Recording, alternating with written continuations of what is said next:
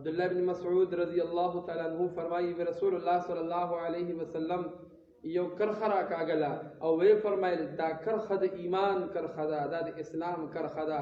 بیا یې ښي طرف ته ګس طرف ته کرخې را کاږلې او وی فرمایل دا د شیطان لارې دي. شیطان په دې کې ناست وي او شیطان خلق خپل ځان طرف ته رابلي او د الله د لارې نه اړوي.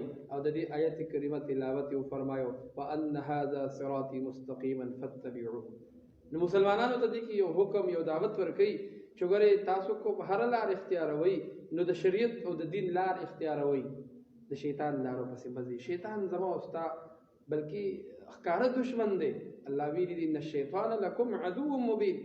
نو ښکاره دشمن زما او ستا شیطان دی. شیطان موږ ته ډېرې لارې ښیي، ډېر په ګناهونو باندې اخته کو، ډېر زندګي او ژوند یې راله تباه او برباد کو.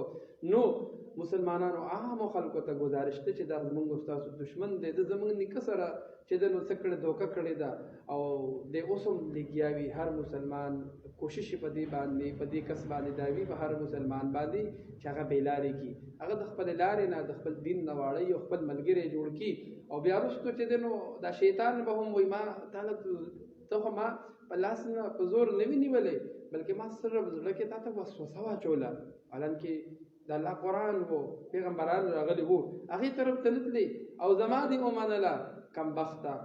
نو چې رستو مانه یو اوس نه یو عزم یو اراده ولې نه کوو چې خپل ژوند ټیک کړو، خپله زندګي ټیک کړو، آخرت ځان له جوړ کړو چې د دنیا نه ځو چې بیا خوشحاله لاړ شو. کوو انشاءالله.